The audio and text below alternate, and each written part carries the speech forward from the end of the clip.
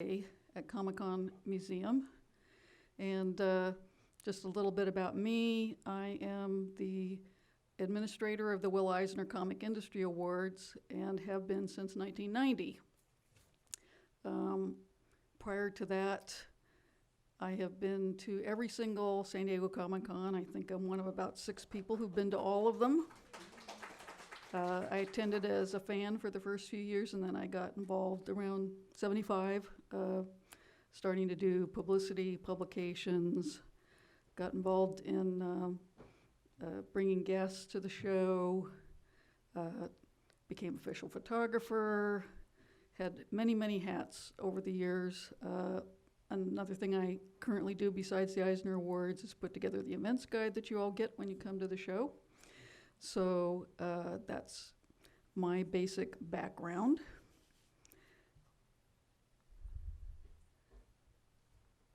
Okay. I'm hitting the button and nothing's happening.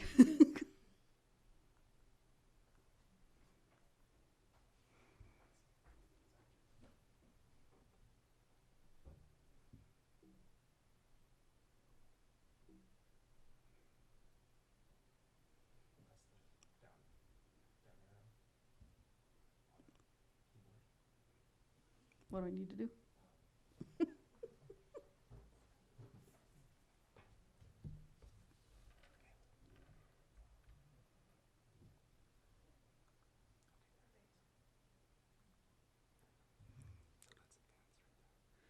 All right.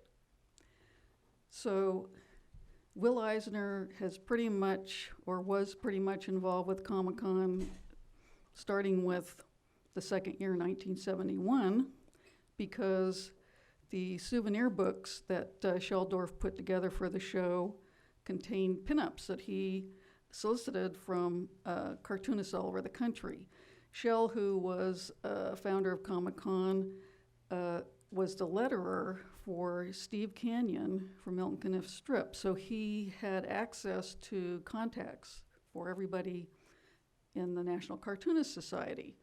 So, for instance, this is the 1971 souvenir book, and when you open it up, it has Chester Gould, Dick Tracy saying, "I knew your dads and some of your granddads. Naturally, I know you. Happy times for Comic-Con." Russell Myers, Broomhilda, Maury Turner, We Pals. Just about every, here's Tex Blaisdell, who's doing Little Orphan Annie at the time. Charles Schultz, just about every year contributed something. So starting in the second year, Will had cartoons in there, and as you can't probably read that caption at the bottom, but basically Milton Caniff and Will Eisner came up with the same gag why they wouldn't be at the show that year. Here are some subsequent ones. Here's where he's on a spread with a cartoon from Carl Barks, the great Donald Duck, Uncle Scrooge artist. A lot of years it was the Spirit saying why he couldn't be at the show, but other years Will Eisner was at the show, so we had his pinup saying, see you there, or congratulations.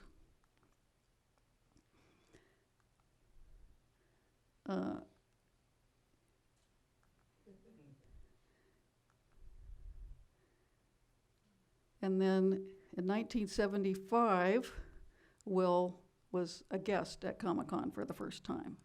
And so he did the cover for the souvenir book, which he didn't do the coloring on it, and Scott Shaw apologizes to this day for the coloring job he did on it, but he did have a presence at the show. And here's a shot of Will in 1975 signing autographs at that show. This was at the time of his career where the Spirit had been revived. As Charles talked about, you were seeing the Warren Spirit magazines. People had gotten the Jules Pfeiffer book, and So a lot of people were now aware of him and were very excited to see him at the show. Now, 1990. This was an important year not only for Will Eisner, but in my life, because 1990 was the 50th anniversary of the Spirit. So the souvenir book for that year I edited, and one of the people who sent in a pinup in the Spirit 50th section was a guy named Batten Lash from Brooklyn, New York. So I put a lot of work into doing that souvenir book. So Faye Desmond said to me, I'm going to go to the Chicago Con because I'm going to be actually helping out Graffiti's Designs, Bob Chapman, in his booth. And I said, oh, can I come with you? And she said, sure. So July 4th weekend, 1990, I went to the Chicago Comic-Con. And DC had a party. And during this party, I was sitting there, and this guy came up and tapped me on the shoulder, and he said, are you Jackie Estrada? I said, yes. He said, well, my name's Batten Lash, and I just want to thank you for accepting my drawing for the souvenir book, because Will Eisner was my teacher at School of Visual Arts, and so it was a real thrill to know that I was actually going to have something in the San Diego book, and I'm going to be going there this year, and blah, blah, blah, blah. So during the course of that weekend, Faye and I kept running into Bat and his good friend Russell Calabrese. And so a month later, Comic-Con, and Batten and Russell and a bunch of their friends came to San Diego, and we had the big Spirit 50th programming and events. And let me just put it this way, by the middle of the week, Bat and I were at Item. So Friday night of the show was a party that was the Spirit 50th party. And this is Batten and his friend Russell wearing the Spirit masks that were given out to everybody at that show. And there's a few leftovers from the party. And I still have mine. I think a few other people still have saved that as a memento 30 years ago. So there's this little thing called the Will Eisner Comic Industry Awards. Now, I have to give you a little background on that because they've not always been associated with Comic-Con. Originally, the Will Eisner Comic Industry Awards were done by a nonprofit organization set up by a guy named Dave Ulbrich. Dave had worked at Fantagraphics, where they did the Jack Kirby Awards. And the Jack Kirby Awards were given out, I think, in like 85 and 86 at Comic-Con. And Fantagraphics was the one putting the awards on, and Dave was the administrator for them. When Dave left Fantagraphics, he wanted to still do the Kirby Awards, and Fantagraphics said, we still want to do the Kirby Awards. And Jack Kirby said, well, I'm not going to lend my name to anything anymore. So Gary Groth at Fantagraphics went to Harvey Kurtzman and said, can we do awards in your name? And Harvey said yes. And Dave Ulbrich went to Will Eisner and said, can we do awards in your name? And Will said yes.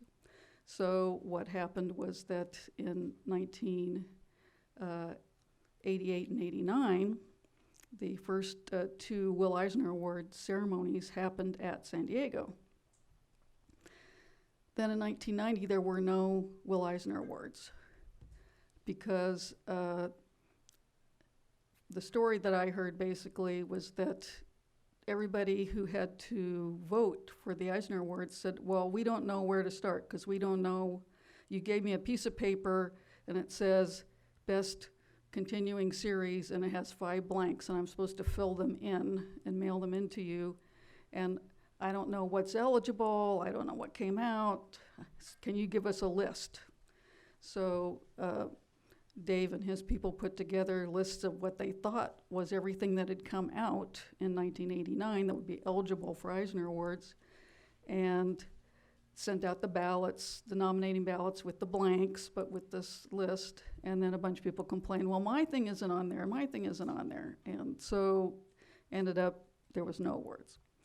So at the 1990 Comic-Con, Dave Ulbrich and Dennis Kitchen and Will Eisner approached Comic-Con and said, could you, as a nonprofit, take over the Eisner Awards? Because Dave had his own business going, and it was obviously something that one person couldn't do. And at this meeting, I was invited, and I found out that Will had chosen me as his person that he would like to be the administrator of the awards.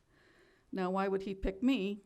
I wondered that at the time, but I had dealt with him quite a bit as editor of the souvenir books where he submitted stuff, and of course I edited the souvenir book that had the 50th spirit in it, and I had been involved with guest relations, so I had been in contact with him as far as arranging for travel and that sort of thing at the shows.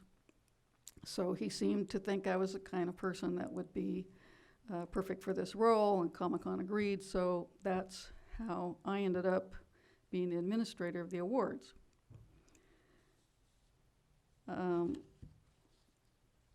So from 1990 to 2004, I worked closely with Will to make sure that the awards fulfilled his vision of what he had in mind.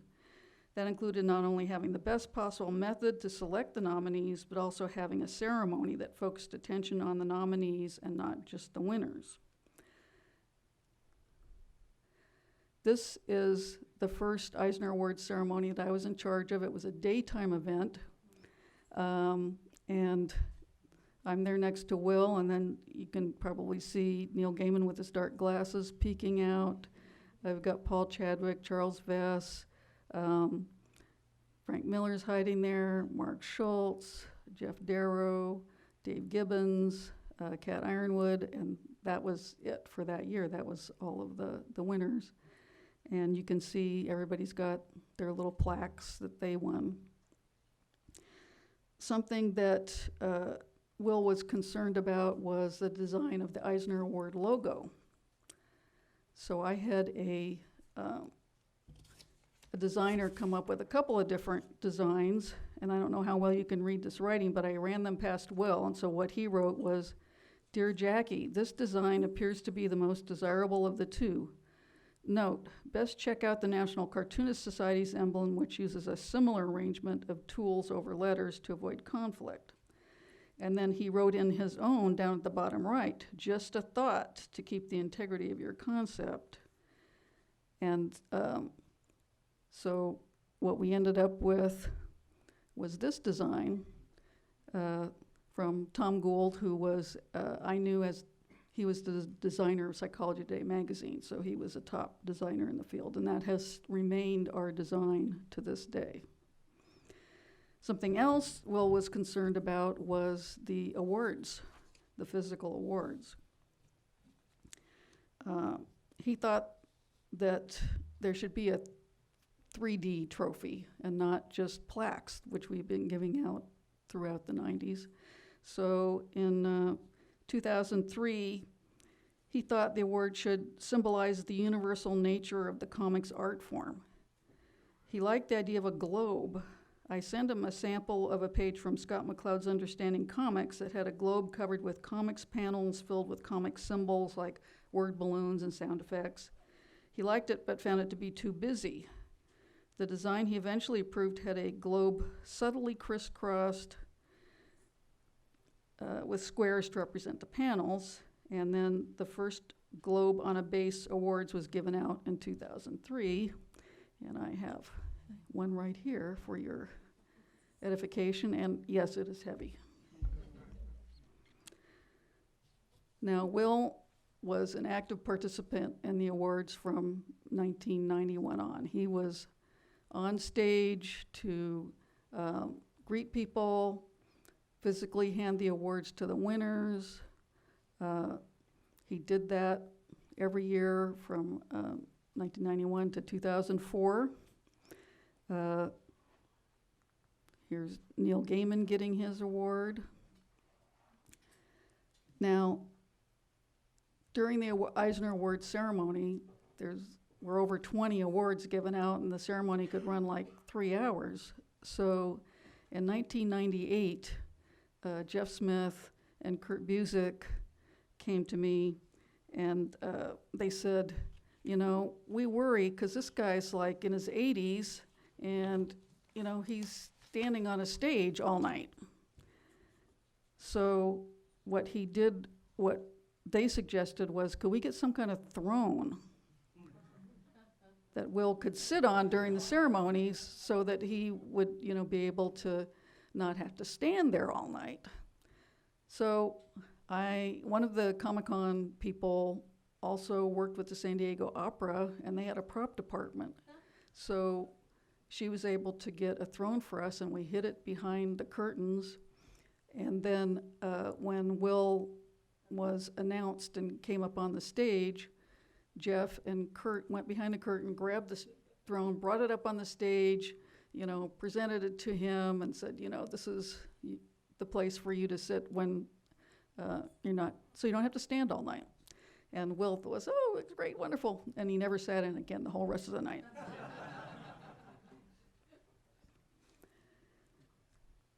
And here's a shot of Jeff Smith when he got one of his awards, and back when they were plaques, he got Will to sign the back of his award. Now, Will Eisner actually won some Eisner Awards. He was nominated for several, and he won 4, including Best Graphic Album New in 1992 for To the Heart of the Storm, in 2002 for The Name of the Game, and then he won for Best Archival Collections a couple of years. On these occasions, he accepted the awards very humbly, and he was even actually a little embarrassed. All of the Eisner Awards are very important to Will. He saw them as a way to draw attention to the best that the comics medium has to offer and to highlight the variety of works that qualify as sequential art. He was constantly interested in and delighted by the new material coming from comics creators. He would often remark that seeing what the youngsters were up to inspired him to get back to the drawing board and keep on telling his own stories. Now, there's another Eisner Awards, and that is the Will Eisner Spirit of Comics Retailer Award. There was, back in 1992, Will proposed that Comic-Con establish an award that goes to retailers. He suggested that it be for the Comic Book Retailer of the Year, given for his or her contribution to the growth of the marketplace, his or her imaginative display of product, and the opportunity they afford to exposure of new comics. That was in a letter he wrote to me, and I encouraged him to contact David Scroggie, who was in charge of Comic Book Expo, which was a 2-day event that preceded the regular Comic-Con back in those days, geared specifically to retailer, publisher, distributor interaction. David was enthusiastic about the idea, and the details were ironed out such that Will presented the first Spirit of Comics Retailing Award at the 1993 Comic Book Expo. He also did covers for the Comic Book Expo program. When the Expo was discontinued in 2001, the awards became part of the regular Eisner Awards, something that really pleased Will. He also, because he was involved with the Retailer Award, he was at the Expo and appeared on panels. So this is a panel he was on with Jim Steranko and Neil Adams. And I'm sure that the retailers in the audience were hanging on their every words because, you know, these were the gods to them. Sorry for the noise there. Now let me talk a little bit about Will at Comic-Con.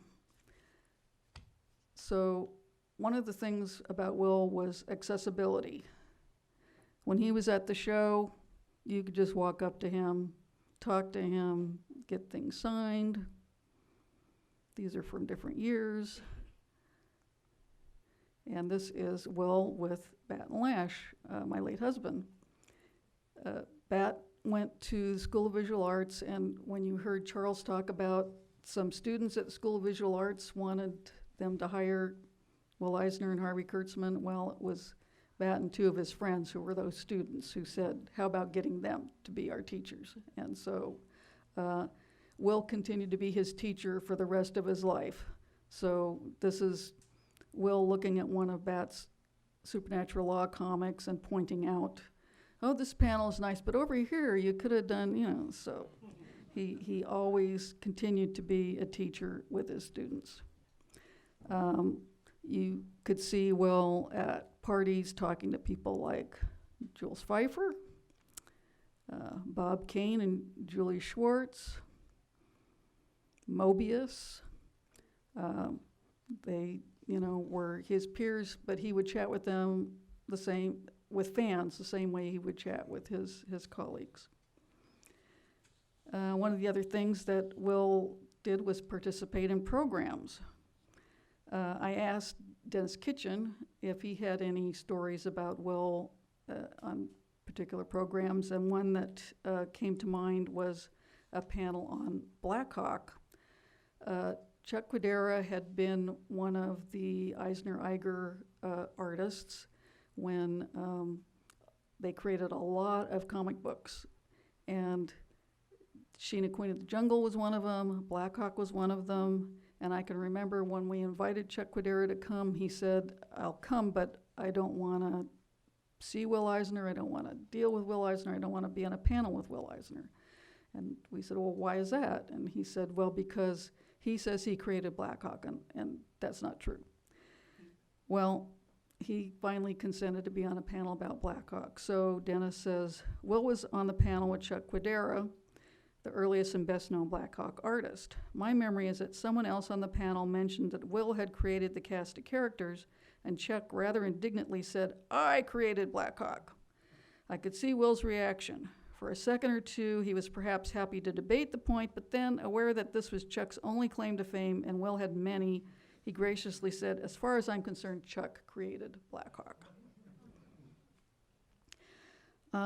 The most memorable panel I attended with Will Eisner was with Michael Chabon. Now, Michael Chabon is the author of The Amazing Adventures of Cavalier and Clay, which, if you're not familiar with this, the Pulitzer Prize-winning author, this is a book about being a comics creator back in the period when the Eisner Eiger shop was going. And so to do research on this book, Michael had interviewed Will many times. But the purpose of this panel was supposed to be to talk about Cavalier and Clay and the background of the book. So I found online, somebody took notes of what they talked about on the panel, so here's some highlights for you. Chabon opened the discussion by reminiscing about the first time he had interviewed Eisner while doing research for Cavalier and Clay. You seemed skeptical, he told Eisner. You were very gracious and polite, of course, but I could just tell you didn't think I was really doing a novel. Eisner confessed wryly, well, after you left, I turned to my wife and said, fanboy, and now you got a Pulitzer, shows what I know. But Cavalier and Clay was quickly left behind as Chabon pressed Eisner for reminiscences about what it was really like to do comics back in the 40s. He started by asking if Eisner had been influenced by the culture of the time, like the 1939 World's Fair. Well, we were aware of outside things, Eisner replied, but you have to understand, the work we were doing, it was all-consuming. I was working all the time. Well, how about Citizen Kane? Oh, absolutely, Eisner nodded emphatically. He was doing what I wanted to do. I always felt that comics, especially then, had unlimited potential. There was no precedent for what we were doing back then, no history. The artists all came from other fields, illustration, and so forth, and so everything got factored in. There was no one saying, do it this way. We were inventing the form. He added, of course, the exciting times always seem more exciting after the fact. At the time, we were just doing the work, getting the pages out. Chabon said, I've noticed that's the attitude that a lot of the old-timers still have, that it was fun, but, you know, a job, and that was all. Did you believe in the potential of comics? Did your belief in the potential of comics seem weird to your colleagues then?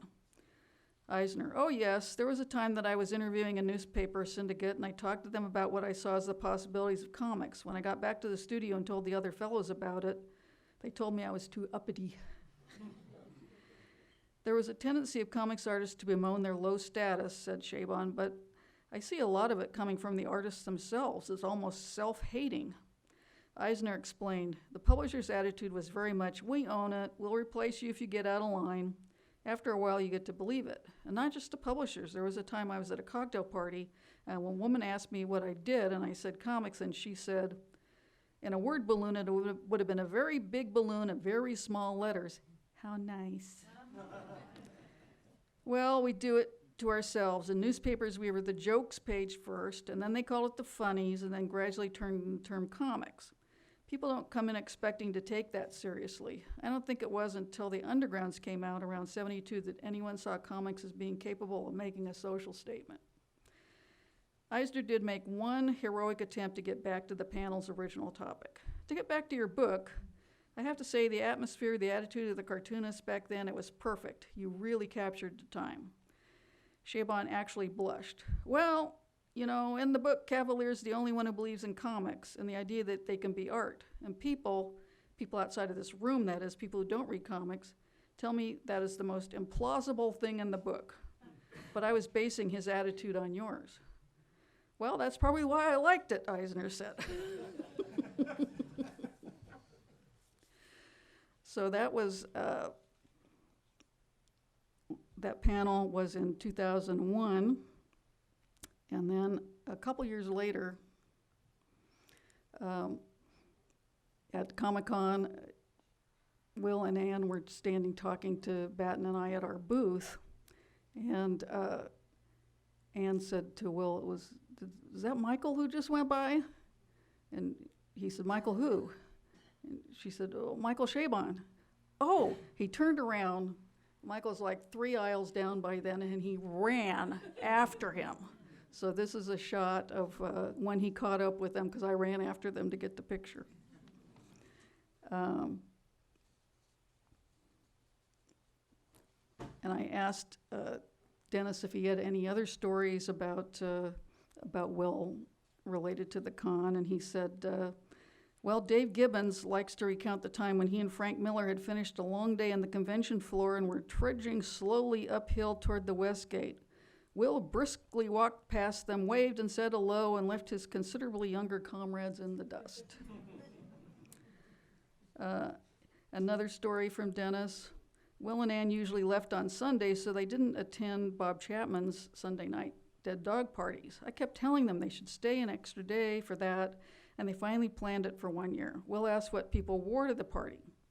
As you know, Will always wore a suit and tie, often a 3-piece suit. I stressed that a suit and tie would be out of place, that all the pros came in to relax, very casual attire. He showed up that evening in blue jeans. I couldn't believe my eyes. In the decades I'd known Will, I never even knew him to own a pair of jeans.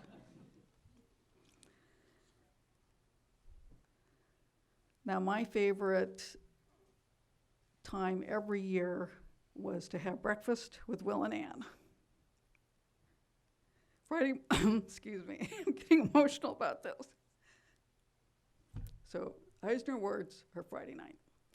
So Friday morning, our tradition was to go to the West Gate, where Will and Ann always stayed, because that was their favorite place to stay. And so we would have breakfast and talk about, you know, what he'd be expected to do that night, the awards. But, you know, they would talk about, like, trips they'd made to Europe and other things they had done. And one of my favorites was that Will told this whole story about something that happened in Amsterdam and a mural that was on the side of a building of Gerhard Schnabel, and said, oh, that's not how it happened at all. Let me tell you how it happened. And Will just turned to us and he said, I give it 10 more years. Anyway, that is kind of my overview of my involvement with Will and his involvement with Comic-Con, but I'm wondering if there's anybody out there in the audience who has any stories about, if we could get the lights up, yeah, has any stories about having met Will at the show or gone to any of his panels? Nobody?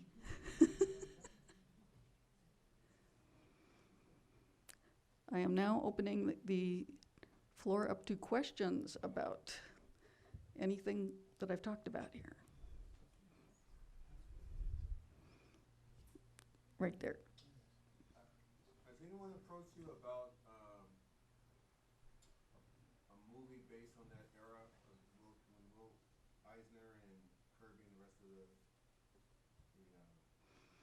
I haven't heard about anything, but if they, yeah, I keep hearing there's going to be a Cavalier and Clay movie. And, you know, Michael's involved in doing films and TV and stuff now, so. I've watched a lot of documentaries about that time, and it's still kind of, some of that stuff is still kind of shrouded in mystery as far as what was really going on, but I'm really interested in how they survived that whole era with, what's his name, that Worthingford? Oh, Wortham? Yeah, him and how Will Eisner had, I guess he had a relationship with the Schusters and created, like he edited their first submissions of comic art. Well, you can see a fictional version of that if you read The Dreamer, which is Will's telling what it was like to be, you know, having the shop full of cartoonists and you know, how he changes his name, but you know it's Siegel and Schuster, and how they sold Superman for $50 and that sort of thing. But by the Wortham era, Will was out of comics and starting to do the other stuff that Charles was talking about in the first program. He was out of comics? Well, he was doing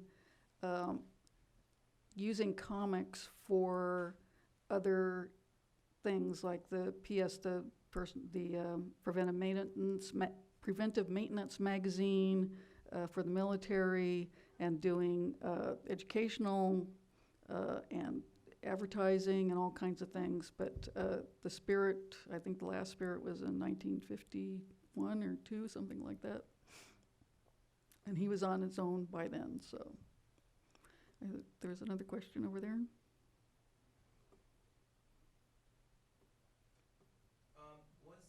Was Stan Lee ever presented with an Eisner Award, and did they ever share a moment at the Eisners? Well, Stan received the Hall of Fame award, and I can't remember what year it was. I'm sure Will handed it to him because he gave everybody their awards, but it wasn't a moment that sticks in my memory that anything particular happened, because Will, actually, Sergio Aragonis was the one who would announce the winners for those awards, and then they would just come up and Will would shake hands with them and hand them the physical trophy, so.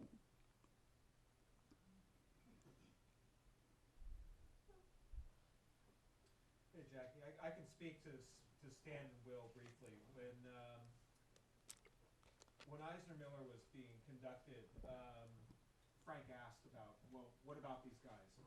And Will said, well, we used to go out on dates together, all of us. He would double date with Bob Kane, and Bob would be going out with all of these fantastically attractive people, and Will would get the seconds.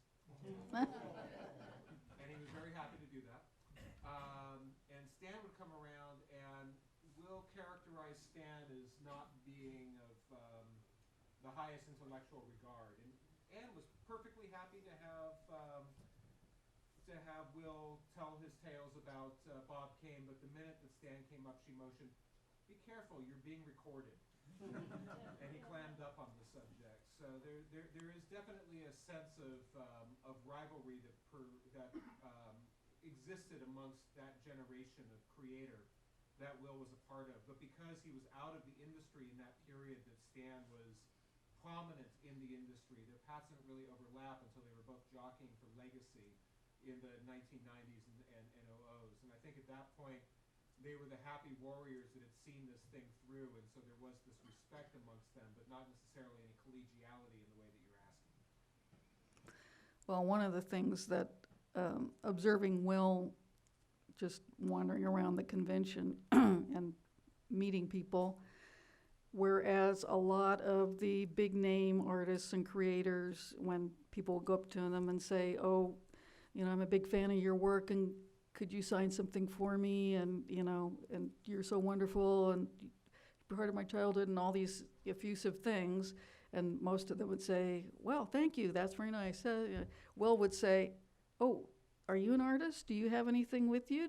You want to show me something? He would turn it back on them, and I thought that was unique among the older guard, big name people, that he would do that. Did I see another hand? Again. Is there any, like, of your favorite moments since the start? Is there any years that stick out to you the most? Oh, that's hard to say since, 50 years.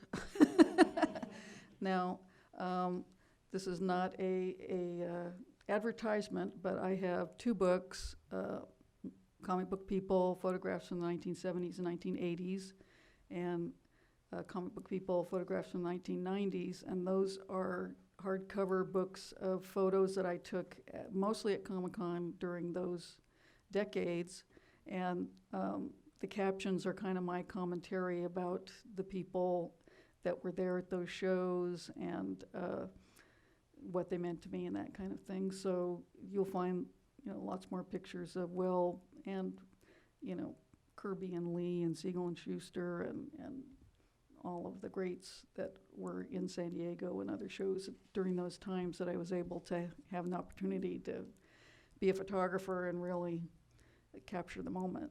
So I recommend, if you have them in the library, check them out and see some of the stuff that I was able to save for posterity. Hey, Jackie, you just mentioned that he would turn the question back to the people who were asking for autographs. And, well, did you bring your work with you? Do you know of any cases where they brought their work with them and that actually flourished in some way? You would have to get anecdotes from those people themselves, but I think, they definitely felt encouragement that he would even inquire. I think a lot of people just need, that boost, as opposed to the Neil Adams approach of, criticizing every dot on the page and saying, isn't there something else you ought to go into? But I do have to tell you one story about School of Visual Arts and Batten, and that both Harvey and Will said, you're a talented guy, have you thought about filmmaking? Have you thought about, they did not actually encourage him to go into comics and keep doing comics, and his attitude was, well, I'm just gonna work harder and show them because this is the only thing I wanna do. So there's that kind of encouragement too. It's like, I'm going to show my teacher that I learned my lessons and I'm gonna do my own thing. And Will was definitely, as Charles mentioned, a businessman, and he would, unlike most people who are creative, they don't think about the financial stuff and where things are going to come from and am I going to own my property. And so certainly my husband made sure he had attorneys and owned his creations, and his attorneys were not Wolfenberg, Counselors of the Macabre.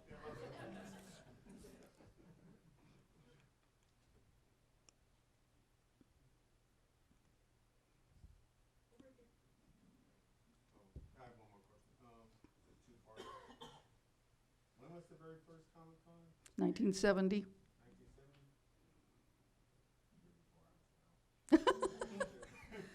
And second, in conversations with Will Eisner, from that first, he was at the first Comic-Con. No, the first one he was at was 1975. Oh, okay, 1975. So from that point, from that period, in your conversations with him, did he ever speak on how it had changed from that moment to the later years before he passed at Comic-Con? Did he ever speak on the biggest differences in those time periods? We didn't really, have that conversation. He was not a reflecting on the past kind of a guy. I'll give you an example. There's a show in Maryland called the Small Press Expo, which was for self-publishers and people doing independent things.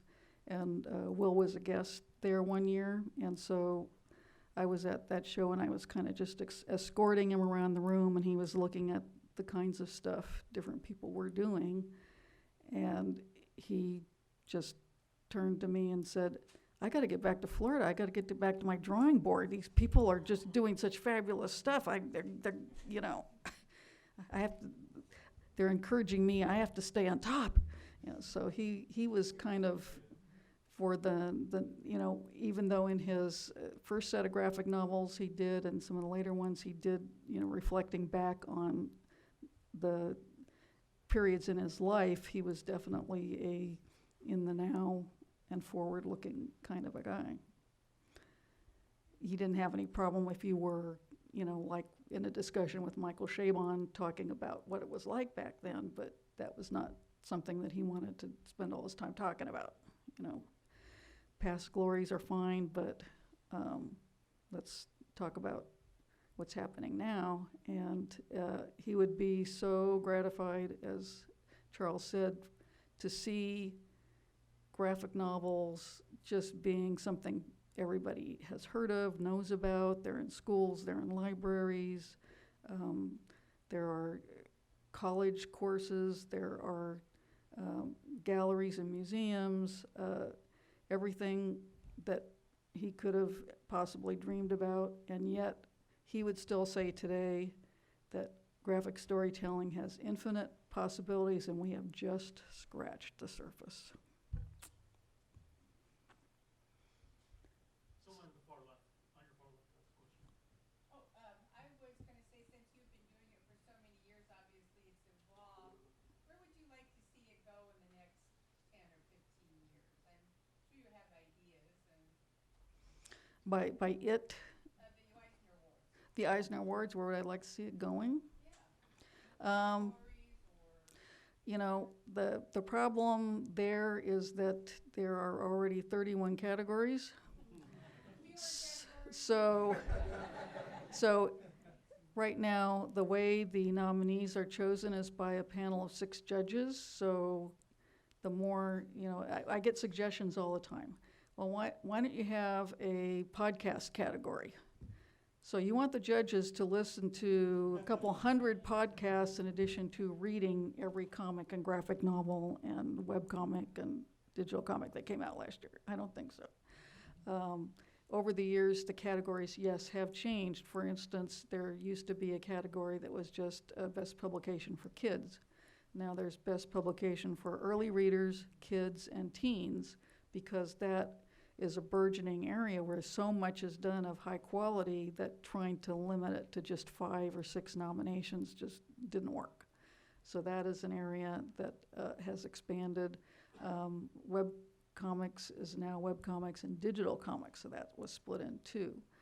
The 2 categories that are gone that were in the early years, one was best editor, and that was because the judges, there's no way you can tell what the editor did. You don't know if they had hands-on and helped interact with the creators to come up with what the final product was, or they just did this, arrived and passing it on to the next person, and had minimal creative involvement. And having been an editor myself, I agreed that was a category that they can't really judge. The second one, and that's the controversial one, is best inker. There's no separate category for best inker. It's just writer, it's penciler / inker, so it could be one person who pencils and inks their own work, or it can be a team. And again, the same reasoning was the judges could not tell from the final work how much the inker contributed to that final look. you know, us old-time fans can look at Kirby and go, oh, no, that, you know, Artie Simic did that, and, you know, that Vince Galetta did that, you know, you tell the inking styles. But today, with everything digital and the coloring added to it and stuff, there's just no way they could feel comfortable judging those categories. And there actually are separate awards, a separate awards program that's an inking award. So, you know, for every new category somebody wants to have, then you have to say, well, what's going to go away, not only for purposes of the judges having a lot to do, but for purposes of a ceremony where, you know, you're going 3 hours because you're giving out not only Eisner Awards, but also Comic-Con's Bob Clampett Award, the Bill Finger Award, and, you know, the Retailer Award. I mean, we've got several other things that are given out during the ceremony. And there's no way we're going to do, well, we'll do a separate ceremony during the day for the technical awards like they do for the Oscars. We're not going to do that. We're not going to say that's lettering and coloring and design don't count for the big ceremony. We're going to put that someplace else. So that's, you know, that's not an option. Well, it sounds like the Eisner Awards have been in good hands. Well, I leave it to the judges each year to discuss the categories and talk about, you know, everything's based on what's actually being done. You know, what are we seeing? We're seeing more stuff for kids, so we have to address that. You know, we're seeing things digitally and web that more people are seeing than are seeing the actual comic book, so we have to address that. So, you know, it's just whatever's happening in the medium, that's what we have to look at and see if it requires any changes on our end. Any others? Well, thank you all for coming, and I guess there's going to be a little raffle thing now, so.